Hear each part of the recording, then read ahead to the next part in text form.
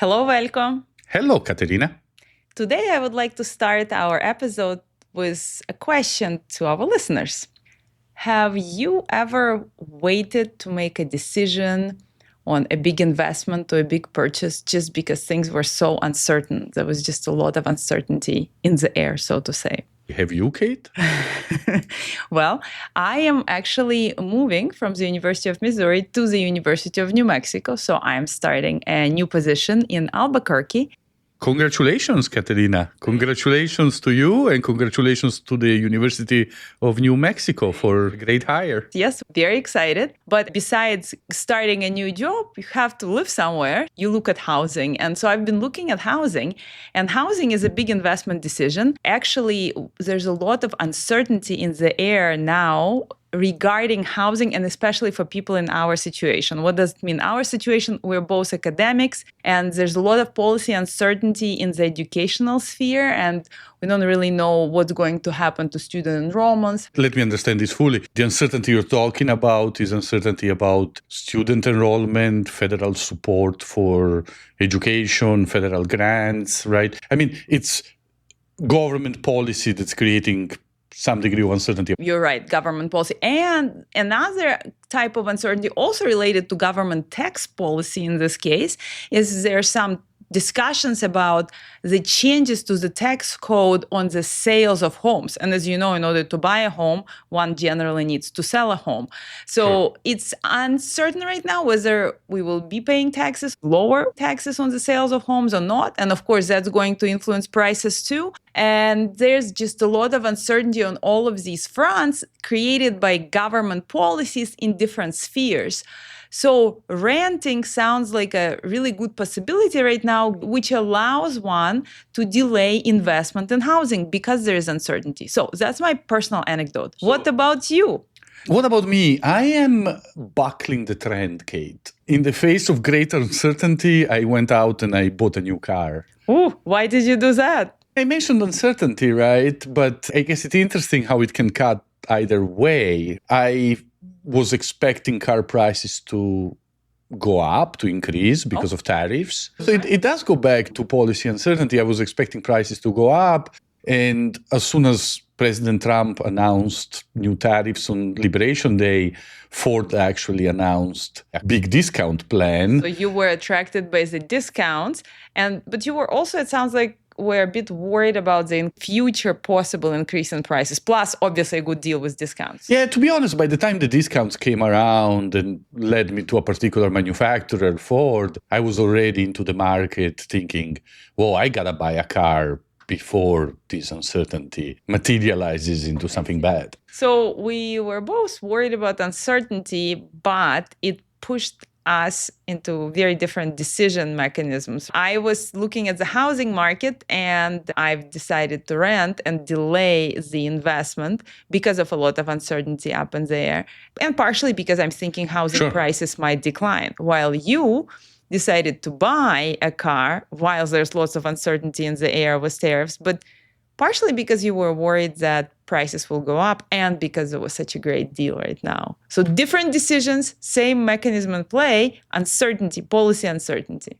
It's interesting and apparently paradoxical how one of us is delaying an economic decision, the other one is anticipating it because of the uncertainty. Goes to show you, even people with a PhD can approach these things very differently. But today we want to talk a little bit more broadly about what does research say about how one reacts to policy uncertainty? At the macro scale, about corporate strategy, government policy, all of these things, how does it all tie together? Hiring, a variety of business decisions. What do firms do? What does the economy do when there's high levels of policy uncertainty?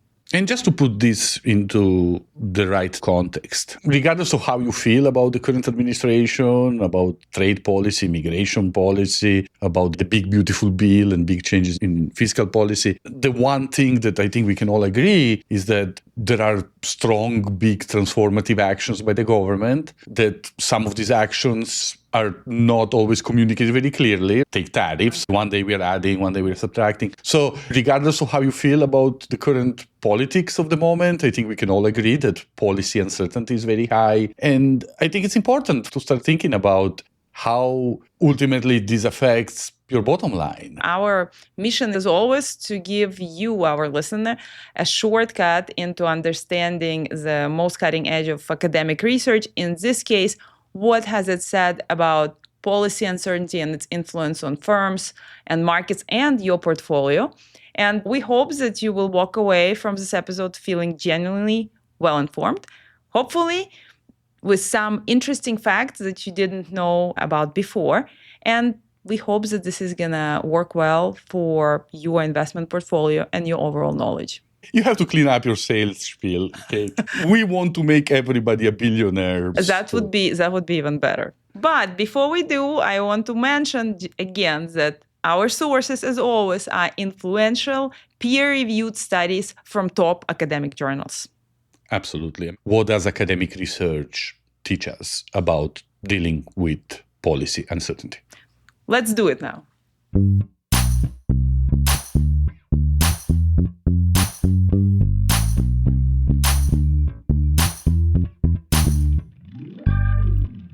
Welcome to Questions in Finance, a podcast where we translate academic mumbo-jumbo to answer interesting questions in finance.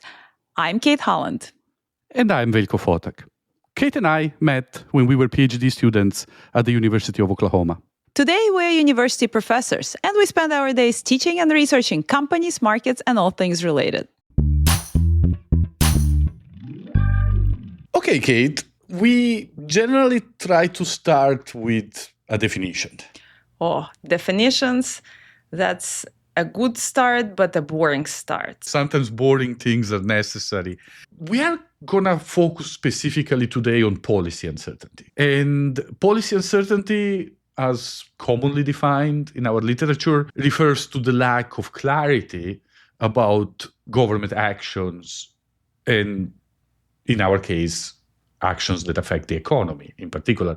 So we're going to be, if you want to be precise, talking about economic policy uncertainty. Economic policy uncertainty actually is the name of one of the main indices that's now used to measure policy uncertainty. It's called the EPU, for Economic Policy Uncertainty. And this comes from Scott Baker at Northwestern University, Nicholas Bloom at Stanford, and Stephen Davis at Chicago. And I guess he also has a dual affiliation with the Hoover Institute at Stanford. So spot on name, economic policy uncertainty cannot be more clear. And so we will keep referring to it as the EPU. And this index was introduced in a 2016 Quarterly Journal of Economics article, and the authors have made the data available for other researchers. This has become extremely useful and influential, partially because of that. Let's talk about how does it work? How does it work? Before we talk about how does it work, how do they define policy uncertainty? And in this manuscript, policy uncertainty refers to, in their words, the lack of clarity about government actions that affect the economy. And then they say, for example, uncertainty about elections, legislation, fiscal policy, monetary policy, or regulatory decisions. Very broad, considering a lot of categories that one would associate with policy uncertainty. Well, indeed, it's every government policy that has an impact on the economy and how uncertain that policy is. Now, at the time of recording, Summer 25. Absolutely. And we are in a unique conjunction in time, as we're going to see soon. Economic policy uncertainty is at sky-high levels. EPU index. Pretty much every index of policy uncertainty is breaking new records every day. So, back to our index, there are three big components to this index. Okay. Know that one of the components deals with what's reported in the newspapers. Well, they're effectively looking for keywords in news media. The keywords are the stuff you would expect. Economic policy uncertainty is a keyword. The innovative side of this index was the analysis of news coverage. This index is picking up and tracking media sentiment, Absolutely. Which is super fascinating. That can be a reliable economic indicator. And we might want to pause just for a moment to appreciate the fact that economic policy uncertainty is a very clear concept, and yet it's also one that's difficult to measure. It's a very qualitative idea that putting it quantitatively becomes difficult, and this paper has been able to do it. Yeah, uncertainty has a lot to do with perceptions. You're trying to measure a state of mind, ultimately. So you do have to get a little bit creative in how you do that. And of course, the Baker-Bloom-Davis innovation here is to use news coverage and to try to use keywords that express degrees of uncertainty about policy. Now, they do measure two other legs for this index, if you will. They look at tax code expirations. I see. So they look at how many provisions in the tax code are due to expire in the near future. So taxes are very important for businesses, and tax regulation obviously influences how businesses make decisions. These expirations of tax code provisions tend to trigger big political fights. So there's a lot of uncertainty to what fiscal policy will be right afterwards. And then finally, you have dispersion of forecasts of professional analysts and economists. That's the third leg. Effectively, they look at what professional analysts are saying about macroeconomic factors, stuff like GDP growth, stuff like the unemployment rate, stuff like the housing report. Important economic indicators and the forecasts for them. Most of it is, as you correctly pointed out, macroeconomic factors. And the intuition here is that if there is more disagreement in the forecast, it seems to indicate that there is more uncertainty. If me and you guess something is going to be a 10 and a 9.9, that's pretty close. But if I say something's going to be a 5 and you say something's going to be 15, there's a lot of dispersion. We're not sure where it ends. It's really about the extent to which experts agree or disagree. So you take these three components, whatever you want to call them. You give them different weights, and they're giving news coverage here the largest weight. And you come up with a numerical score that indicates how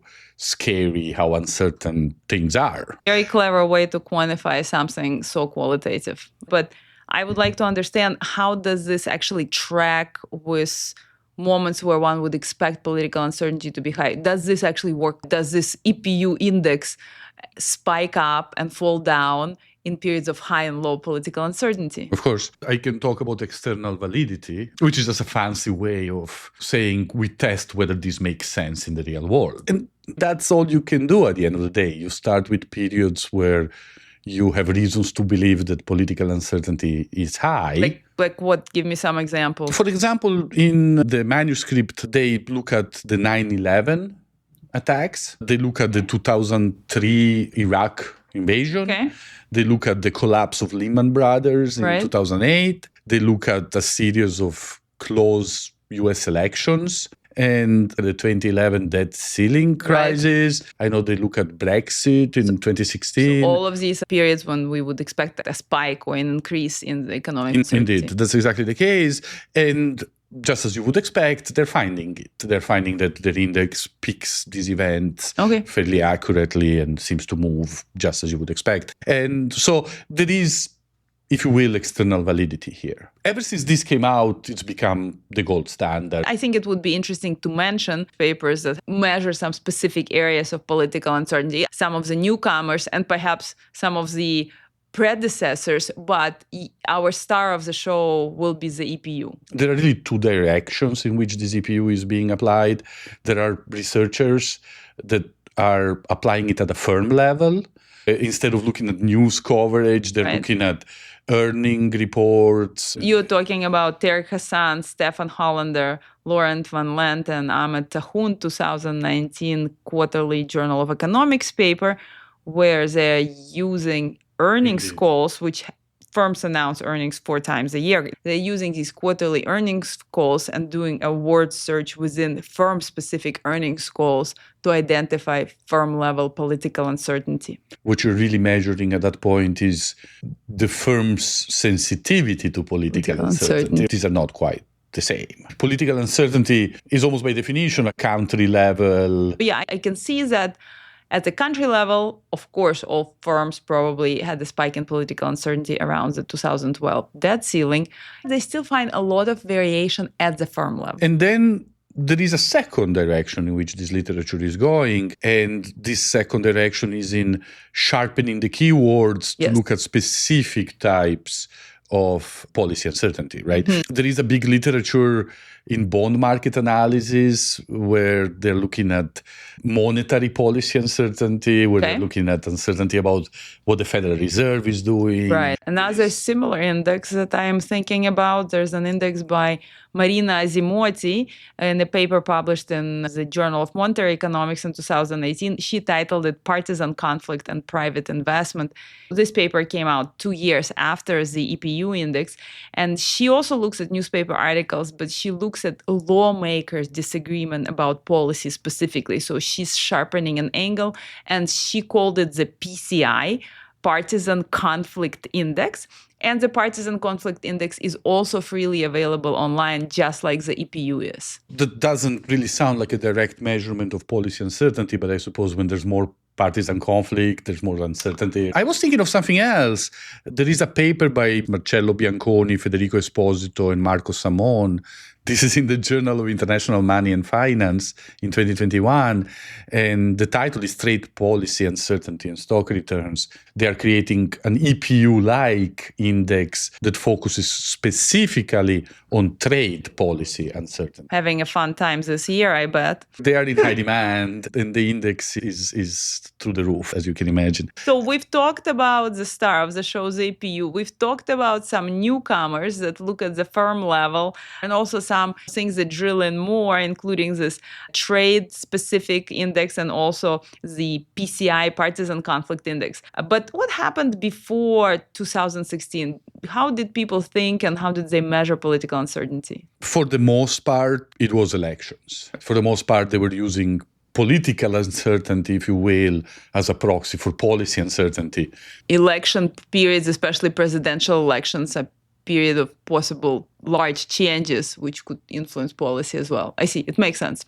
Great. We figured out how to measure this elusive uncertainty. The next big question is, what happens to the real economy? What happens to how businesses operate? So what happens in the economy when political uncertainty is high?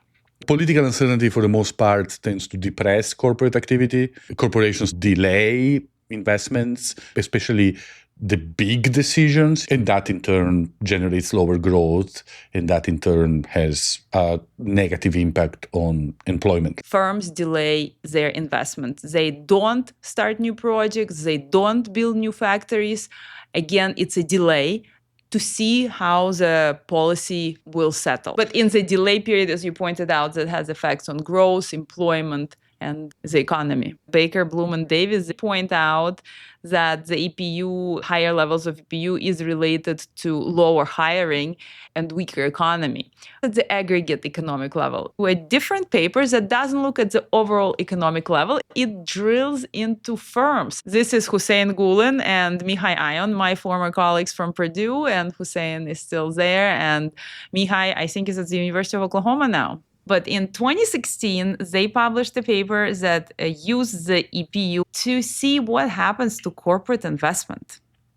And what do they find? First, it's also important to clarify what is corporate investment. So a lot of these papers that measure investment by companies, usually at the heart of firms, big decisions, look at this measure of CapEx, so capital expenditures, purchases of new equipment, new factories, etc. Okay. And so when they look at this type of spending by US companies, they show that there's a decline in investment whenever EPU, the Economic Policy Uncertainty Index from Baker, Bloom, and Davis's paper, spikes.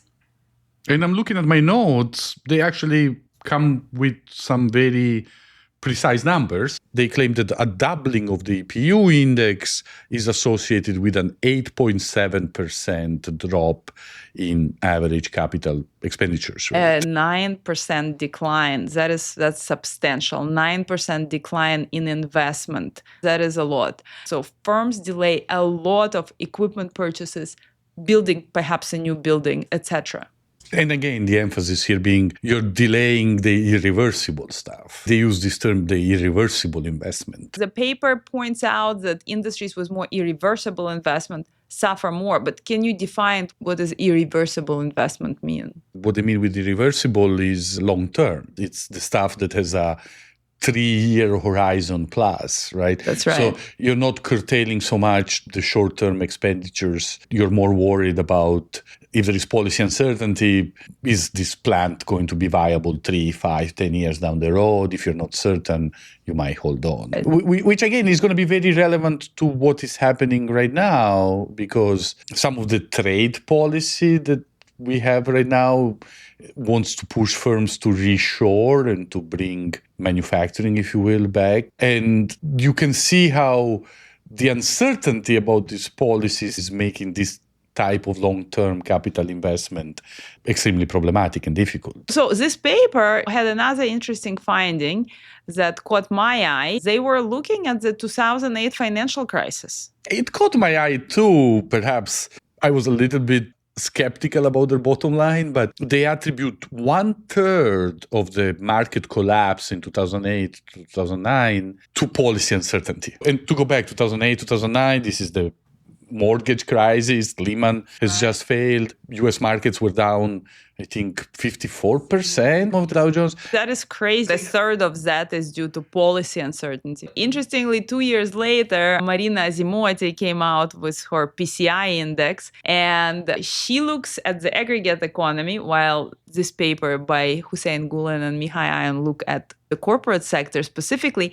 But Asimoti also looks at the 2008 financial crisis, and she finds the following. She says that 27% of the decline in aggregate US investment during the 2008 financial crisis is due to an increase in uncertainty. So it maps spot on, as you know, a third, 27%. So there's support for that figure. Okay, I'll put my skepticism away in that case. We were mentioning earlier, we had research on this topic before the EPU. One paper that's often cited is a paper by Julio and Hugh. This is a Journal of Finance in 2012. Right. They're looking at electoral uncertainty. Elections. And elections are especially uncertain outside of the United States. So this is a global study. They spanned over 48 countries in their sample, not only the United States, but obviously a lot of other countries with much higher levels of political uncertainty and instability, where election years are key and fundamental. So what do they find? Actually, they also have a very clear-cut bottom line, and they estimate that firms cut capital expenditures, again, they're looking at that kind of long-term investment, by 5 percentage points in the year leading to an election. And that's the average effect that they're finding in firms in the countries that are affected. And I don't know if you want to go down this rabbit hole, but there is a literature right now emerging on state-owned enterprises and government investments in general that finds the opposite, right, that leading to election, state-owned enterprises and government entities tend to ramp up investment. In countries like Brazil, China, and they do that to help stabilize employment so that there's no layoffs during election years. That way the incumbent or the current politician in power would get the votes. Correct. So they're trying to do it to help incumbents in power. So if the average drop is 5%, whereas you have at least some segments of the market which are ramping up employment and investment, then you know that the impact on the private sector is probably even deeper than a 5% cut. I'm going to throw in one more paper, and then I'm going to go back to Terence Hassan's work, and he looks at a firm level political uncertainty based on the United States. But the findings are consistent. He finds retrenching corporate investment and hiring, and there's another interesting kick. Firms also actively lobby and donate to politicians. So they retrench investments, but they increase their lobbying and donations to politicians during periods of high political uncertainty. Getting us back to investment during times of higher political uncertainty. We've talked about very tangible investments, these physical, longer-term projects. Correct. But what about a different type of an investment? Research looks at mergers and acquisitions. That's one. But you can also think about that as tangible investment. And also research that looks at the research and development, a very different type of an investment. So let's summarize the findings of studies that look at mergers and acquisitions, what happens to them during high policy uncertainty? I know of one. This is Nguyen and Fan, published in the Journal of Financial and Quantitative Analysis in 2017. And the title is Policy Uncertainty and Mergers and Acquisitions. Once you realize that policy uncertainty delays investment, M&A is a type of investment. Right. Instead of buying individual assets, you're buying a firm, a bundle of assets. And just as individual investments in capital-intensive assets is delayed, so is investment in other firms. So the volume of mergers drops dramatically in the face of uncertainty. There are also some slightly more nuanced findings here. Okay. One thing that the authors here find is that when political uncertainty is high, it affects the cost of capital of firms. It raises the cost of equity. Shareholders want higher returns to compensate for this new form of risk, but it raises also the cost of debt. Bondholders want higher returns for the same reason. Interestingly, that is not the only study on policy uncertainty and M&As. There's another paper by Alice Benami, Hussein Gulen, and Mihai Ayan, so a similar mix of authors. Mm-hmm. And that's a 2018 Journal of Financial Economics titled, Does Policy Uncertainty Affect Mergers and Acquisitions? So very straightforward. And of course, they find the same outcome. Yes, the merger and acquisition activity is lower when political uncertainty is higher. They also find that periods of higher policy uncertainty actually increase targets' negotiating power. So apparently the target firms are in the driving seat and they can ask for higher premiums. So that is the summary of M&A papers. What about R&D, research and development? A very different type of a beast. This is an investment in something that's very undefined, unlike CapEx or M&A. It's innovative. It drives the frontier of knowledge forward. And we want to see more innovation always. So what happens to investment in innovation during periods of higher policy uncertainty? I think that you're talking about a paper by Julian Atanasov. The main finding of that paper, and I remember it because it's counterintuitive, at times of high political uncertainty, firms are increasing their investment in research and development. Right. I recall it because it's such an unexpected finding. No, we have been on all doom and gloom here on political uncertainty. As political uncertainty increases, firms reduce their investments. There's less activity, less growth, less hiring. And their paper is titled The Bright Side of Political Uncertainty. Okay. It is a paper by Julian Atanasov and Brandon Julio and co-authors published in 2024 in the Review of Financial Studies. And they find an increase in firm-level research and development expenses in those innovative activities during periods of higher policy uncertainty. They use the EPU and also other measures for policy uncertainty. Why does that happen? As you're saying, everybody's pulling back investment. Firms are not building a factory, but they're investing in R&D. Why? The story that's told by Julian and co-authors is that the value of the growth option, and obviously with this innovative type investment, you don't know what the payoff will be. So there's like high volatility about what's going to happen. But during times of economic volatility, higher policy uncertainty, the value of this growth option related to research and development is higher. So firms actually invest more into R&D because of this growth option value being higher during uncertain times. That's not what I would have expected, but I get the rationale. It's interesting. It's almost like they're gambling on very long-term outcomes.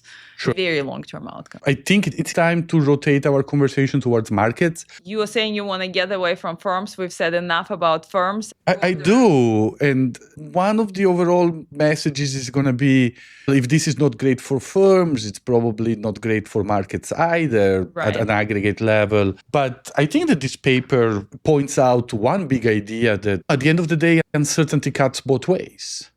Uncertainty begets volatility. And this is where we finance people have a weird definition of risk. Risk for the common person is the probability of something bad happening. For us, it's the probability of something unexpected happening, which means high levels of risk, high levels of uncertainty are hiding the risk of something or the probability of something bad happening. And good. But they also carry the potential of something good happening, right? Right. And I think this paper points out that there are opportunities in uncertainty. And some firms are responding to this by ramping up their investment. In R&D, investment in R&D. But I think it's a concept that investors should keep in mind as well. This uncertainty is going to be, we're going to see in a moment, bad news for markets as a whole. And yet, they are going to carry occasionally opportunities for those who are brave enough to shoulder the high levels of uncertainty and risk. Summarize the first part of our discussion of political uncertainty, where we've looked at firms. Correct. Basically, it's very simple. Firms just hit the brake on investment, on tangible investment, things like capital expenditures, mergers and acquisitions. Yet, they invest more into R&D. Our next question is, what happens in the overall market, the stock market? What happens to the bond market? How do they react? Correct. There are going to be two names that we will keep returning to here. And we've heard them before on our show. We are talking about Lubos Pastor and Pietro Veronesi. Professors at the University of Chicago who have amazing, extremely interesting work in this area of political uncertainty and in general policy. Indeed. And the work you're referring to resulted in two highly influential and highly cited papers. The first one in the Journal of Finance in 2012, uncertainty about government policy and stock prices. The second one, Journal of Financial Economics, 2013, policy uncertainty and risk premia. So if I were to guess, and perhaps things are nuanced, but I would expect that when political uncertainty is higher, there's a decline in the stock market. But that's a simplistic view, isn't it? Perhaps it is. They're asset pricing people. And if you've ever spent more than 5 minutes talking to asset pricing people, you've heard them talk about risk premia. Risk premia is compensation for carrying risk. Investors wanting to be compensated. But keep in mind, there's two sides to this coin. A risk premia is profits for investors, is a higher cost of capital for a firm. And effectively, this is bad news from a corporate side, right? But the interesting implication of risk premia are often in what we call intertemporal dynamics. What Pastor and Veronesi are telling us here is that when policy risk increases, investors, both on the equity and debt side, require greater compensation for the risk that they're taking. So subsequently, firms have to offer higher returns on stocks and bonds in order to attract investors. So investors are looking at policy uncertainty as a risk, as a priced risk. Indeed, the 2012 paper is a theory framework. The 2013 paper offers empirical verification showing that this is actually priced in securities. The implication of this, when I was talking about the intertemporal dynamics, effectively mean if a stock is going to offer a higher return tomorrow or next period in the future, it's because its price fell down today. The return on a stock is ultimately your dividend plus price appreciation divided by the share price. If that share price declines, your total return increases. So basically, if policy uncertainty is higher, historically, what we would expect is a short-term decline in the stock market. But the cherry on the pudding is that there's a long-term higher returns because investors want to be compensated for carrying this additional risk. It's like a reward for holding your breath through all this uncertainty. They do try to stay away from short versus long-term. They talk about a contemporaneous decline and subsequently higher return. So when policy risk materializes and while policy risk persists, asset prices decline. When that risk resolves, when there is uncertainty resolution, you should see a subsequent recovery. This is not only a theoretical framework, they have empirical verification. There is also other literature. There is a 2015 management science paper by Brogart and Dessel. See? It's a very similar paper. We had the double M&A studies. I guess that just gives you additional validity on the initial findings. That helps sometimes. Since we're talking about equity markets, and we talked about the overall equity market reaction, I'd like to talk about some industry-specific stuff because we've pointed out one type of industries is going to be more influenced. That's the industry with irreversible investment. We would assume that they're going to fare worse during periods of political uncertainty. Sure. Gulen and Ian actually do a big breakdown, and they show that industries that are most hit are those that feature irreversible investment. Investment by companies that is very hard to change. Building a new factory, starting a new project, and creating a new facility for that project. So investments that would be very hard to turn the clock back on. So if the firm is working more with these irreversible type projects, they're more likely to pause them in the face of political uncertainty. What about other industries? Is there any other industries that are more sensitive to political uncertainty, or maybe some industries that would do better during times of higher political uncertainty than these companies with irreversible investment? There is literature finding, first of all, that regulated industries tend to be affected more. I believe there is a paper by Maria Buchkova, right? That finds that regulated industries, effectively industries such as utilities or industries that trade a lot across the borders, where the government has more power over them, suffer more from political uncertainty. I see. Yeah, there's a paper by Buchkova that looks at industries across countries. And as you're pointing out correctly, another area of sensitivity in terms of industries are also those industries that are subject to government spending. Naturally, because of budget uncertainty, like the 2011 debt ceiling, for example, these type of industries would be under pressure, not knowing what's going to be coming in terms of revenue and how much of their product will be purchased. So, of course, if you depend more on government actions, government contracts, government regulation, then you're more affected by government policy uncertainty. Yeah, that makes sense. There is one perhaps slightly less intuitive result in literature on corporate bonds. And there is a paper by Wang, Wu, Yang, and Zhu.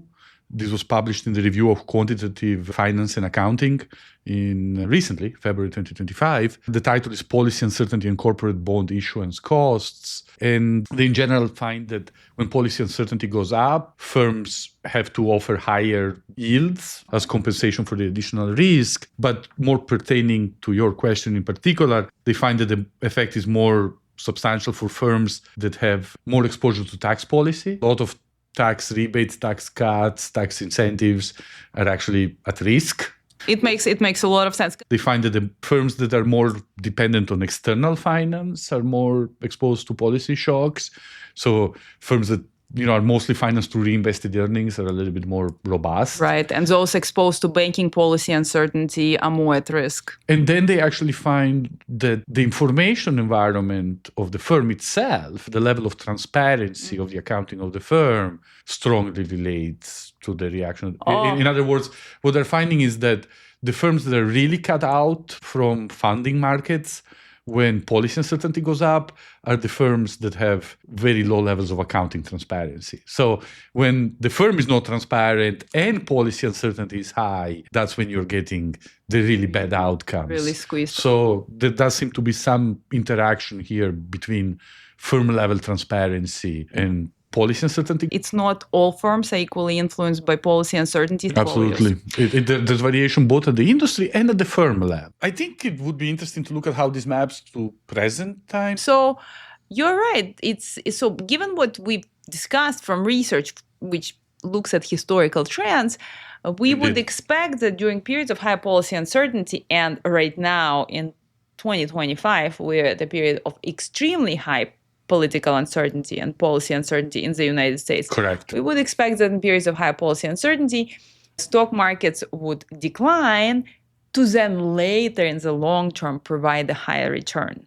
Yet, while we're at the period of all-time high political uncertainty, I wouldn't say that we're at the period of the lowest stock market levels ever.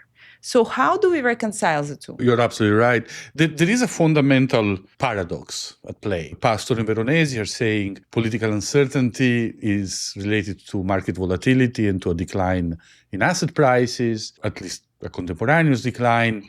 And yet we've seen a spike in political uncertainty, and really the market looks fairly flat. What can explain that? Now, Pastor and Veronesi themselves tried explaining that. They tried in 2017. They wrote a column in, I think this was Vox EU. Interestingly enough, this was during the first Trump administration. And at the time, EPU was high. At that time, it was the highest for that period of time. It was the highest ever, and yet it was a fraction of what it is now, right? And even in 2017, this was the Trump administration talking about steel tariffs, aluminum tariffs on China. And again, there was a little bit of back and forth. One day it was tariffs on, the next day it was tariffs off. And people were asking, why is this policy uncertainty not materializing in stock market outcomes? There was a lot of back and forth talking. This is happening, this is not happening, this is happening, this is not happening. Pastor and Veronesi at the time wrote this column in which they were alleging that the lack of market reaction was mostly due to the fact that the market did not know how to parse these inconsistent signals from the White House. The market was discounting some of these because, again, when you have a policy announcement on one day and the policy announcement is reversed the following day, eventually you stop reacting. We have an equivalent of this story in Ukraine called Peter cried wolf, or I guess that's the translation into English, right? Because Peter kept saying wolf, wolf, and then nobody believes Peter when there's actually a wolf. I feel like this is something similar. I think that story exists in the Western vernacular. We have Peter crying wolf in Italy, and it's of course Pietro in Italy. But anyways, in general, they also lament a certain lack of detail in these policy announcements, which they claim leads to a weaker market reaction. I see. So do you buy this explanation? I think there's something to it. I buy the idea that the markets might delay and discount to some extent the reaction, especially in the short term. Well, that's one hypothesis, but while political uncertainty is high now, that's one of the explanations. But it seems like you want to throw in a couple of other factors. I think that this point is important. Back to the Sherlock Holmes story, what is not being said. Correct. I love that way of putting it. But here is where we're going to have another episode in 6 to 9 months when we have some perspective and we actually have a little bit of information. We will have the benefit of the hindsight 2020 vision. And yet, let me throw you what I think are candidate explanations. Okay, let's number them. Number one, maybe something is happening. Okay. You have a spike in policy uncertainty, which affects virtually every dollar-denominated asset. And if every dollar-denominated asset is losing value because of higher degrees of political uncertainty, what are we really expecting to happen? Are we expecting every stock to drop? Or maybe there's something else? Maybe the valve that gives is the US dollar. Oh, you're talking about the decline in the value of the US dollar this year. It's declined by over 15%, right? It was down, I think, 17% major currencies at the bottom. I think that it's recovered some, but we're still looking at 12 to 13% down. Okay, so one explanation is we're not taking everything into account. We're looking at the stock market in US dollars, while you look at things more globally, the US dollar has declined in value. And there is a very interesting paper, I think it was Caroli Deutgens Tools. They were asking, are asset prices global? Right. If you start thinking about US stock prices in euros, then they have dropped. Next candidate. Next candidate is maybe tariffs and uncertainty are pushing the market down, but there are other forces pushing it up. What do you have in mind? Tax cuts. We just went through massive tax cuts. Yeah. Tax cuts are extremely important. The Gulen and Ion papers, the 2016 paper, they actually break down policy uncertainty into tax policy uncertainty and other policy uncertainty. And they show that corporate firm-level investment declines in response specifically to tax policy uncertainty. So there's been a lot of certainty brought into the tax policy, and it looks, at least for corporations and individuals of certain levels, they will be paying less in tax. So you could have some trade uncertainty pulling markets down, where you have some resolution of fiscal uncertainty pulling markets up, right? And the net effect is a bit of a wash. Then you have the next explanation, which I actually think is the correct one. Number three? It's all about lags. Give it a little bit of time.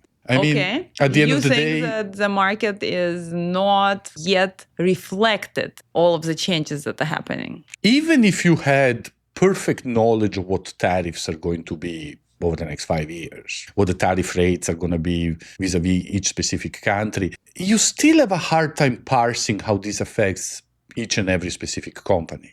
Even if you are a sophisticated investor, even if you spend your days poring over the balance sheets of these companies, I don't think everybody appreciates how weakly disaggregated data is of US firms. You mean in terms of their global sales, global sourcing from other countries? The accounting principles that US firms use actually allows for a lot of regional consolidation of data. So you know how much Apple buys from Asia. Right. You don't know how much Apple buys in China versus Vietnam. And maybe you do, I don't know. I'm just putting an example, right? I know that Nike sources over 90% of their products from Asia, but they don't specify which country. And now it matters. You have countries in Asia which have tariffs at 10%. You have countries in Asia that have tariffs at 50%. But they're also doing a little bit of a step around, just like in the war between Russia and Ukraine. There were financial sanctions on Russia, and Russia stepped around them. All of a sudden, salmon was coming from like Azerbaijan or something. China can step around things and supply the same products for Vietnam, and the tariff rate's going to be lower. So we don't know how those substitutions will happen, and we don't know even in the first place where the products are coming from. Exactly. And so I do believe in some weak form market efficiency at the end of the day, and yet even I don't buy the idea that these tariffs are announced and the stock prices of firms are immediately adjusting, taking into consideration the impact. I just don't think we have clarity. You need 3 to 6 months for the balance sheets, income statements of these firms to start giving a picture. See what happens in January, Absolutely. February. Absolutely. Yeah, I would like to mention one more thing. If you look back to 2000, 2005, and now, we as a country are a lot more divided politically, where previously Democrats and Republicans could talk to each other in a civil manner. Now, it's becoming less so. There's been this rift of divisiveness. Even though we're all in the same country, we all want very similar things, this political party divide has been phenomenal, and it has increased significantly since 2010. There's an index of this partisan conflict index, which spikes exactly in 2010, has increased significantly since. So in the United States, people have become a lot more divided on political topics. And perhaps that's muting some of the effects of political uncertainty. Let me see if I understand your argument. Let's say there is a segment of the market that has rose-tinted glasses and interprets every action taken by the current administration as a positive. And then another segment has a view that's negative. Black-tinted or blue-tinted glasses. I think this is a very interesting topic for research going forward, whether increased political polarization means that the market is informationally less efficient. Right. Economic fundamentals matter less than your party affiliation. And perhaps that's muting some of the transmission mechanisms of these shocks into asset prices. I'm with you there. And all of this leads me to believe, and I don't want to put words into your mouth, but I think we are due for a correction. Well, if you look at my paper that examines firm performance across presidencies, it basically says that the second years of Republican presidencies, we see a bigger decline in the stock market. So we will have a benefit of 2020 hindsight vision next year. We have fallen prey to what we ask students not to do. We've talked about firms and equity markets for a long time, but bond markets are significantly larger than equity markets. And we haven't said anything about the bond market and the influence of political uncertainty on bonds. I do agree with your overall sentiment, but let me just say that the Pastor and Veronesi models talk about risk premia. They explicitly cover both equity and debt instruments. Although I think that the empirical verification comes from the stock market. When it comes to corporate bonds in particular. And we're going to talk about both corporate bonds and U.S. government bonds. So the borrowing by U.S. government is called U.S. Treasuries. There's bonds and bills. Bills are like the shorter term borrowing instruments under 2 years. Bonds, longer term, 10 years or so. And corporate borrowing or corporate bonds. We mean bonds issued by firms. McDonald's, right? Home Depot. I think it's a very important distinction that you're making here. On the corporate bond side, the story is, at the end of the day, a story of risk premia. This policy risk is perceived as an additional risk factor. This additional risk factor means investors require higher compensation. which means that firms have to pay higher yields on bonds, right? And of course, higher yields imply lower bond prices. So you have a drop in the price of corporate bonds. I see. Well, how does this translate into U.S. treasuries, U.S. government bonds? You're right. There is a very important distinction here. Whereas corporate bonds tend to be negatively affected by political uncertainty through higher risk premia, on treasuries markets, on government bonds, we have almost the opposite effect, if you will, due to flight to safety. The exuberant privilege the United States treasury markets government borrowing has held for years. Let's spell this out for a moment. Effectively, what flight to safety implies is that when risk levels in markets spike, investors tend to gravitate towards the safest form of assets. I'm scared. Right? I want my safety blanket with me. Correct. And the safety blanket for the world financial markets is US treasuries. So whenever risk goes up, there is a certain volume of investment that goes towards US bonds. That's because US has been historically seen as a country with high level of legal protection, and the country that's a very democratic country and an economic really nexus of the world. So it's been able to use this exorbitant privilege effect because of this. The point is, when risk goes up, investors demand US bonds. They want to buy US treasuries. The higher demand for treasuries brings about higher prices and lower yields. You would think there's higher policy uncertainty, people should run away from US treasuries, which would push prices down and yields up. But the effect is the opposite. They're coming towards the treasury market, pushing up demand for it, pushing up prices, pushing the yields down, flight to safety. Absolutely. And one example that everybody loves to cite when talking about flights to safety is the 2011 debt ceiling crisis in the United States, where effectively, for the first time in the summer of 2011, the US was openly considering defaulting on a bond payment. Default in this case is a technical default. It's a late payment, not a missed payment. And yet this created policy uncertainty really all over the world, with the result that investors all over the world paradoxically flocked into US Treasury market. So you had this policy uncertainty created by the US government directly affecting the likelihood of default on US debt markets and an increase in the likelihood of default. And paradoxically, everybody's buying US treasuries. Well, from what I understand, also they're buying more shorter-term US treasuries, something within expiration over the next 2 years. So they're mostly buying T-bills. So they're pushing the yields of these treasury bills down the shorter term. You're looking at a paper by Marcus Leipold and Felix Mattis here, published in 2022,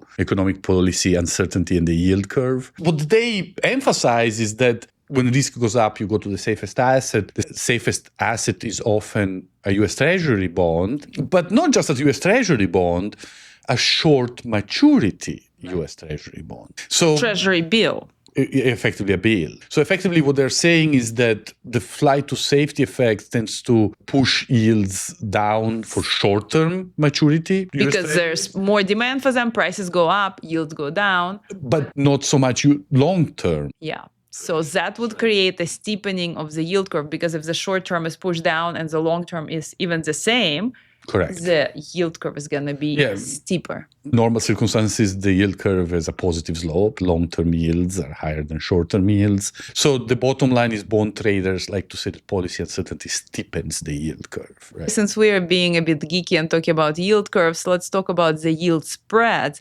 So because there's this flight to safety demand for treasuries, which pushes the yields down, similar dynamic doesn't happen for US corporates, so they actually have to offer higher yield to bond investors. Absolutely. In times of uncertainty. This also widens the spread between US Treasury, or what the US government needs to pay as interest to their providers of capital, versus what US firms need to pay as interest on their debt to providers of capital. The term spread increases, the difference between short and long-term maturities, but also the spread between government and corporate. Okay, I feel much better now that we've covered what happens in the bond market. Makes me feel better. Okay. By the way, let me ask you a bit of a trivia question here. Do you know when the UK bond market had the lowest yield? The equivalent of treasuries in the UK are called gilts. Right. when the yields had the lowest yield ever. It's probably going to be something extremely weird like the 2012 debt ceiling, because there was a flight to quality towards the US Treasury bonds, weirdly so. Then if you're asking me that, I would have to guess that maybe something around the Brexit vote, where you would expect the opposite, but that maybe people went out and bought gilts. That's exactly what it was. The lowest yield ever Flight to safety on UK gilts was after the Brexit vote. Wow. And stock markets dropped like a brick, but a lot of people started buying UK bonds. Because they were taking their money from the stock market. Where are they going to put them? Yeah, you got to put it somewhere. We've talked about equities. We've talked about bonds. We've also mentioned that in the equity market, there's historical findings, and then there's 2025, and Correct. Discuss some issues there. What about for bonds? The historical findings we're discussing, are there any weird quips that are happening in 2025 for US bonds? Well, there are, and it comes down exactly to this flight to safety mechanism that we are discussing. Okay. And we love to talk about academic research, and yet not all great research is academic. I think what you're referring to is on Liberation Day, whenever the tariffs were announced, we had an extreme reaction in the bond market. And if one would think about the flight to safety, they would think people would want to buy US treasuries, US government borrowing instruments, US bonds, pushing their prices up and yields down.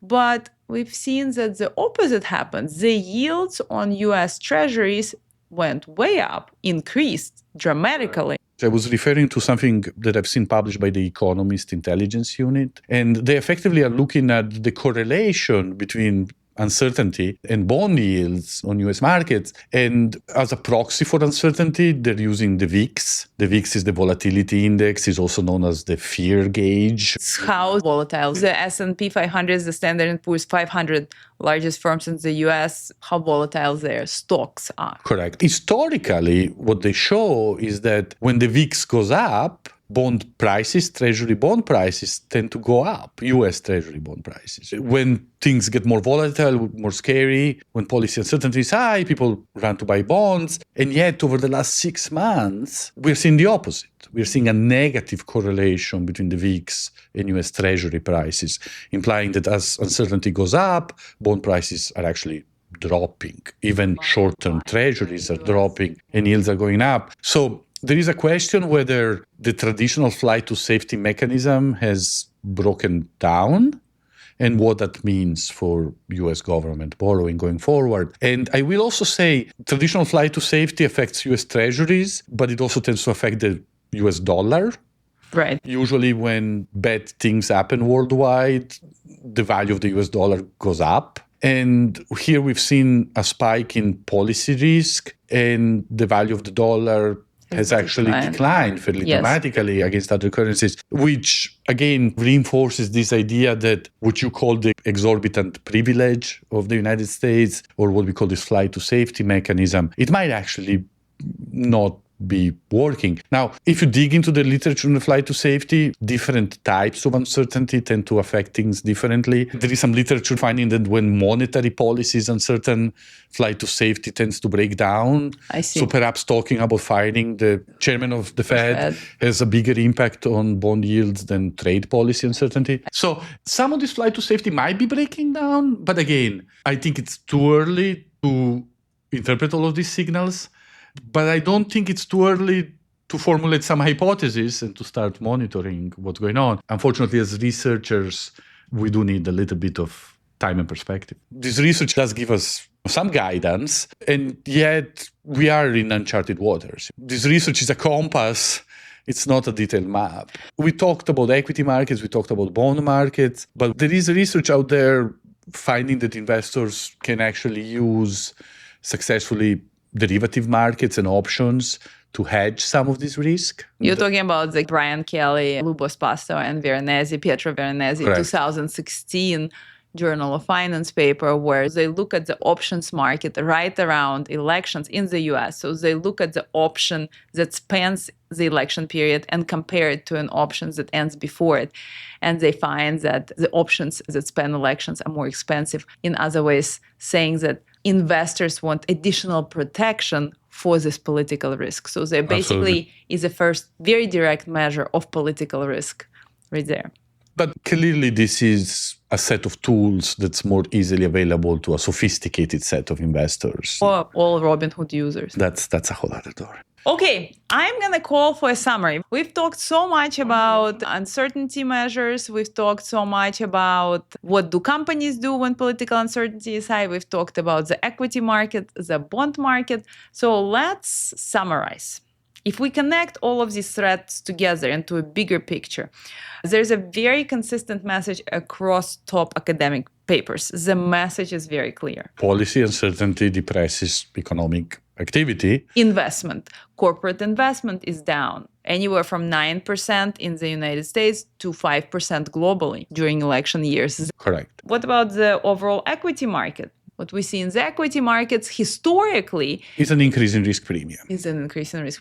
And the bond market. In the bond market, we have nuanced effects. There is this increase in risk premia that tends to depress the value of corporate bonds. There is a flight to safety effect that tends to increase the value, especially of short-term treasuries. For the stock market, this idea is that there are short-term pains that can predict long-term gain, and this idea of risk premium where you're getting paid for carrying this political risk. For the bond market, historically, it's been a bit of a shuffle for the US with this flight to safety, but it sounds like all of these are important for personal investment decisions. Also, obviously, for policy making. So why don't we talk a bit about some industries that are more susceptible and less susceptible to policy uncertainty? I think it's interesting to look at it both across asset classes and across industries. I think the bigger question here is, given this research, yes, what can a portfolio manager or somebody managing their own retirement account draw out of this? Right. First of all, we need to understand that policy uncertainty is bad news. Bad news, especially for sectors that have irreversible investment, long-term projects. If you want to try to classify the firms that you really stay away from, you stay away from capital-intensive firms. You stay away from firms that rely overwhelmingly on external finance because your ability to raise capital externally is particularly affected by policy uncertainty. That are very dependent on government contracts and government spending because Correct. There's a lot of uncertainty about it. By definition, this is where the uncertainty is coming from. I think that inherently when the uncertainty is coming like now from trade policy, from the trade side, it tends to affect services less than, say, manufacturing. Services tend to sell locally. They tend to have fewer capital-intensive inputs. Of course, services would still be depressed by an overall market depression. But you're saying that you would be long services, short firms with high capital expenditure. Policy uncertainty is bad news overall. We are really asking the question, where are you going to take less damage? And at the end of the day, you're expecting services to be less negatively affected than manufacturing. So it's all relative. It's not that services are going to do stellar. It's they will be not as bad. Not as negatively affected, right? In general, when policy uncertainty is coming from trade, small firms tend to be less affected than large firms. There's a lot of research finding that large firms tend to have more international supply chains. They tend to sell more abroad. So small firms, in some sense, it's not that they're not affected. They're